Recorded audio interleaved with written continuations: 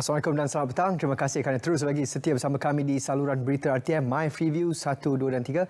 Anda sekarang sedang menyaksikan Pastikan Saya edisi Rabu 23 Jun 2021 bersamaan 12 Zulkaidah 1442 Hijri. Ingat, Pastikan Saya baru kongsi. Baik, kita akan mulakan dengan status terkini perkembangan COVID-19 di negara kita. Jumlah kes baru yang direkodkan pada hari ini ialah 5,244 kes, manakala jumlah keseluruhan kes 700,011 6 kes. Baik, Selangor masih lagi berada di tempat yang pertama, duka cita dimaklumkan 2,001 kes, Sarawak 527 kes, dan Negeri Sembilan 677 kes dan Kuala Lumpur 531 kes. Setakat 22 Jun 2021, 11.59 malam, pemberian dos 1 dan dos 2 adalah sebanyak 250,529. Dos 1 yang telah diberikan sebanyak 190,244, manakala dos kedua 60,285. Ini adalah laporan harian pemberian dos vaksin setakat pada waktu semalam. Baik, seterusnya jumlah kumulatif pemberian dos vaksin setakat 22 Jun 2021, 11.59 malam, jumlah pemberian dos 1 dan dos 2 sebanyak 6,301,727 dos yang telah diberikan. Jumlah dos pertama adalah 4,524,000, mewakili 14% rakyat Malaysia. Manakala jumlah dos kedua 1.7 juta, mewakili 5.3% populasi rakyat Malaysia. Dakwaan terdapat perubahan penamaan ahli KWSP adalah tidak benar. Dakwaan bahawa seorang lelaki berbangsa Melayu dari Kelantan yang dinamakan sebagai penama ahli seperti yang tular adalah tidak benar. KWSP telah mengeluarkan kenyataan mengenai perkara ini pada 10 November 2017 seperti yang anda boleh lihat di pautan yang tertera di kaca TV anda. Ahli digalakkan untuk mendapatkan maklumat sahih melalui laman web rasmi KWSP atau hubungi Pusat Pengurusan Perhubungan KWSP di talian 03 8922 6000. Saya ulang, 03 8922 6000. Anda diminta berwaspada aplikasi perisian hasad malware yang minta maklumat perbankan anda. Menurut Malayan Banking Berhad, Maybank, aplikasi perisian hasad malware berfungsi melalui beberapa kaedah seperti berikut dengan menggunakan taktik seperti ianya dihantar melalui aplikasi chatting, pautan, lampiran email dan lain-lain. Aplikasi malware yang akan meminta kebenaran untuk menjadi aplikasi utama perkhidmatan melalui pesanan ringkas SMS anda. Jika anda klik allow atau memberi kebenaran menjadi aplikasi utama, ia boleh mencuri maklumat SMS, TAC dan OTP anda serta mengakses akaun perbankan anda. Tindakan yang anda boleh ambil jika aplikasi tersebut telah menjadi aplikasi utama, anda boleh padam aplikasi yang mencurigakan, tukar kata laluan Maybank to you anda dan lapor transaksi yang mencurigakan kepada pihak Maybank di 03 858 914744. Saya ulang, 03 8991 4744. Musim durian sudah pun menjelma kembali, jadi anda diminta untuk memadamkan dan jangan kongsikan mesej yang tertera di kaca TV anda sekarang. Pihak KKM mengesahkan maklumat ini palsu. Mohon kerjasama semua untuk tidak menyebarkannya. Baik, infografik PKPD yang dilaksanakan di Kampung Linau, Kota Belud, Sabah adalah palsu. Mohon tolong jangan sebarkan infografik tersebut. Anda boleh rujuk laman rasmi Facebook page Majlis Keselamatan Negara untuk mendapatkan berita yang sahih. Pihak Pejabat Kesihatan Daerah Kota Belud menerima laporan tular di aplikasi WhatsApp di mana mesej tersebut adalah mesej palsu dan bukanlah daripada pihak mereka. Mohon pihak yang menularkan mesej tersebut agar segera menghentikan penularan berita yang tidak sahih. Baik, berhati-hati dengan pihak yang tidak bertanggungjawab.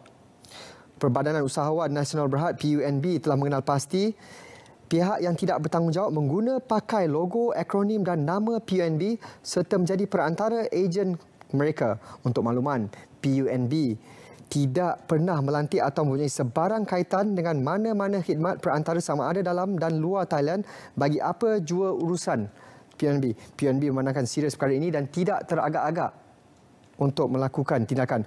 Orang ramai dinasihatkan agar berhati-hati dan digalakkan untuk memaklumkan kepada PUNB sekiranya berdepan dengan situasi ini. Jika terdapat sebarang pertanyaan atau keraguan tentang PUNB, anda boleh berurusan secara terus atau terus email ke customerservice@punb.my. Baik.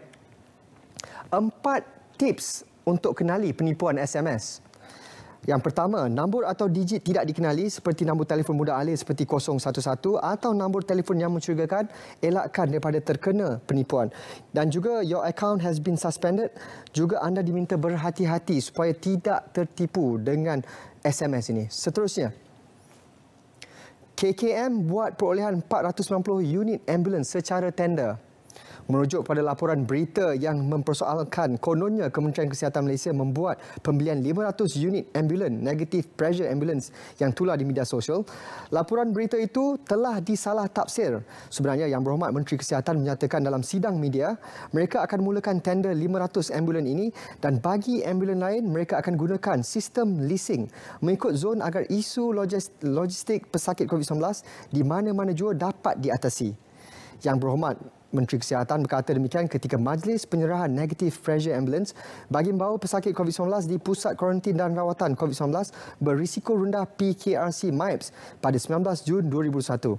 Dalam kenyataan tersebut, tidak disebut kesemua 500 ambulans itu bercirikan negative pressure ambulance dan disalahfahami dan dilapor oleh pihak-pihak tertentu.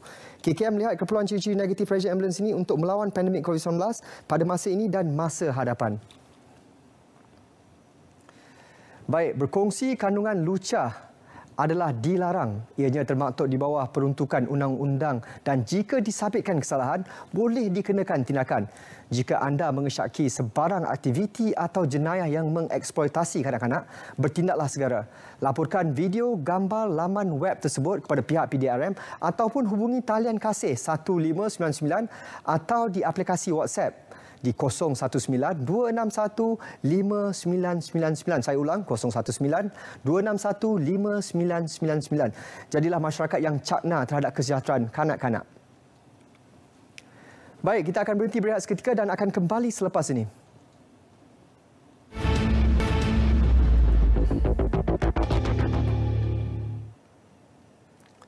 Kita bersua kembali. Keputusan sama ada pelan pemulihan negara akan beralih ke fasa kedua akan dinilai berdasarkan pelbagai faktor termasuk situasi semasa COVID-19 dan intervensi.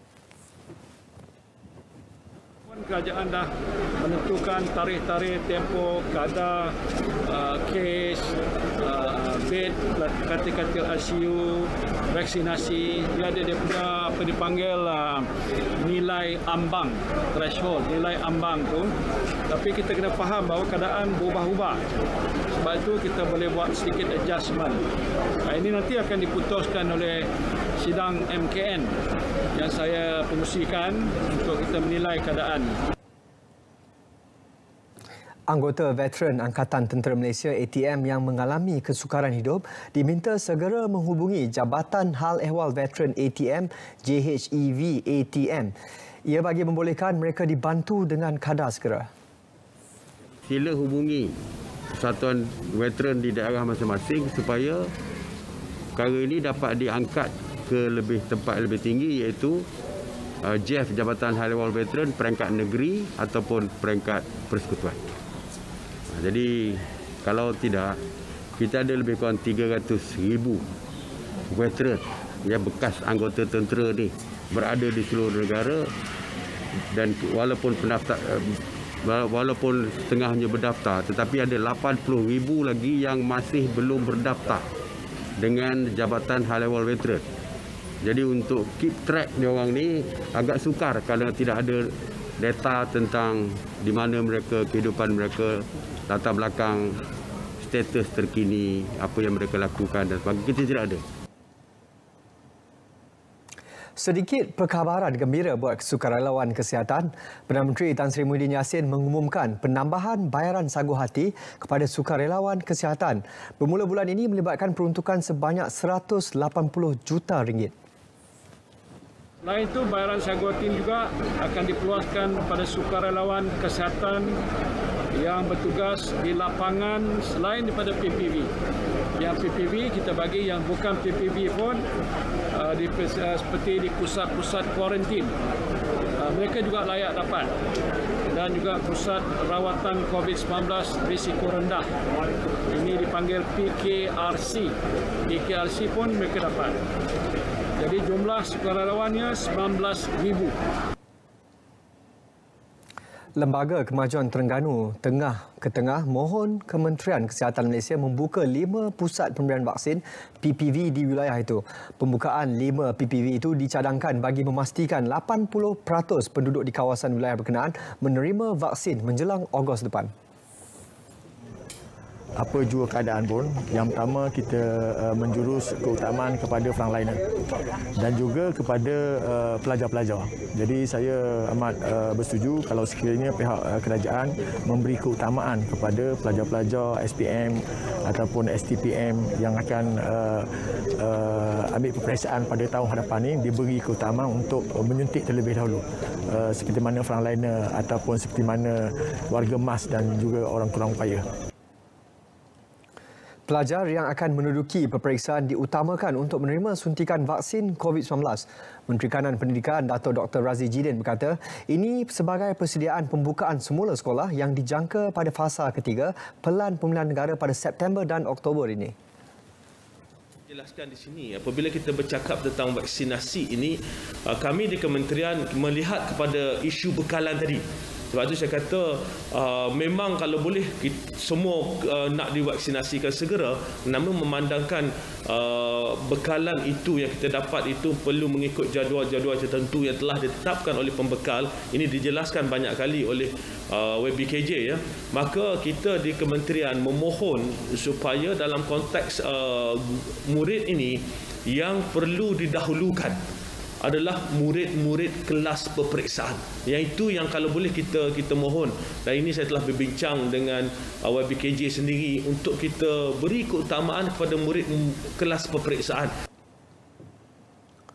Sejak beberapa minggu lepas, tular beberapa hantaran di laman sosial kononnya harga tepung gandum akan meningkat bermula 1 Julai depan. Menteri Perdagangan Dalam Negeri dan Hal Ehwal Pengguna Datuk Seri Alexander Nantai Linggi berkata tiada kenaikan harga tepung gandum yang akan berlaku mulai 1 Julai ini. Dan beliau juga berkata tiada kelulusan diberikan kepada mana-mana penghilang untuk menaikkan harga tepung gandum setakat ini.